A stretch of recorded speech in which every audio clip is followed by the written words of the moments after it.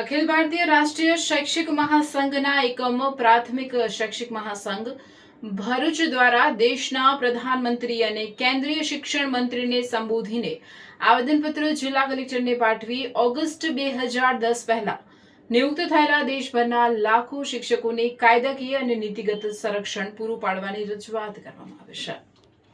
આવેદનપત્રમાં જણાવાયું છે કે સર્વોચ્ચ ન્યાયાલયના 29 મે 2026ના ચુકાદાના પરિપ્રેક્ષ્યમાં શિક્ષકોમાં વ્યાપેલી અસુરક્ષા અને ચિંતાની ભાવનાને દૂર કરવા માટે કેન્દ્ર સરકાર તાત્કાલિક પગલાં ભરે તેવી માંગ કરવામાં આવી છે। મહાસંઘ દ્વારા માંગ કરવામાં આવી છે કે 23 ઓગસ્ટ 2010 પહેલા નિયુક્ત થયેલા તમામ શિક્ષકોને શિક્ષક પાત્રતા પરીક્ષાની ફરજિયાતમાંથી કાયમી ધોરણે મુક્તિ આપવામાં આવે। આ શિક્ષકોની સેવા, વરિષ્ઠતા, બઢતી અને અન્ય તમામ કાયદેસરના લાભો સંપૂર્ણપણે સુરક્ષિત રાખવામાં આવે। કોઈપણ પાત્રતાના ધોરણોને પૂર્વવર્તી અસરથી લાગુ કરવા ન્યાયસંગત નથી। તેથી સંસદ કે કેન્દ્ર સરકાર દ્વારા જરૂરી કાયદાકીય સુધારો કરીને આ વર્ગને કાયમી રાહત આપવામાં આવે।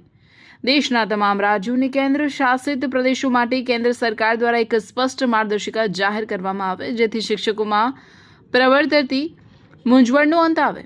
વર્ષ 2010 પહેલા નિમણૂક પામેલા શિક્ષકો તત્કાલીન નિયમો અને પાત્રતાના ધોરણો અનુસાર સંપૂર્ણપણે કાયદેસર રીતે જ ભરતી થયા હતા।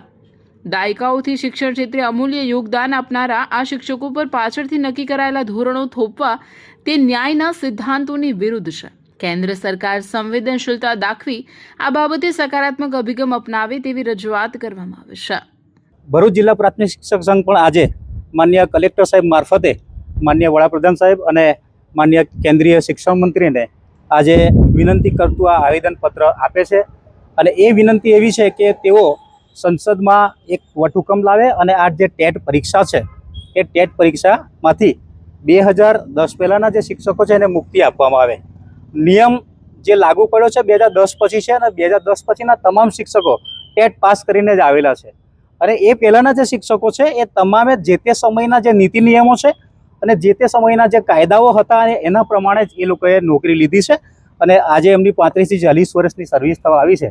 ત્યારે આવા સંજોગોની અંદર જૂના શિક્ષકોના જે હિતો છે ભવિષ્યના એ હિતો જોખમાયના અને એના માટે ચિંતા કરીને રાષ્ટ્રીય શૈક્ષિક મહાસંઘ માન્ય વડાપ્રધાનને વિનંતી કરે છે અને માન્ય શિક્ષણ પ્રધાનને પણ વિનંતી કરે છે કે તેઓ સંસદમાં એક વટહુકમ લાવે અથવા કાયદામાં ફેરફાર કરીને બંધારણના નિયમોમાં રહીને અમને આ શિક્ષકોને મુક્તિ આપવામાં આવે ટેટ પરીક્ષામાંથી।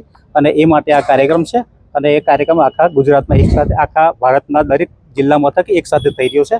શિક્ષકો લાખો બાળકોને પરીક્ષા માટે મજબૂત કરે છે, એ શિક્ષકો કેમ ટેટ પરીક્ષાથી ગભરાય છે? ટેટ પરીક્ષાથી ગભરાવાનો કોઈ પ્રશ્ન નથી, પણ જ્યારે જૂની અસરથી કોઈ કાયદાને અમલમાં મૂકતા હોય તો એ અત્યારના સમયમાં એ સંલગ્ન નથી, કારણ કે 2010 પછી આ નિયમ છે તો 2010 પછીના તમામ શિક્ષકો ઓલરેડી ટેટ પાસ કરીને આવેલા છે।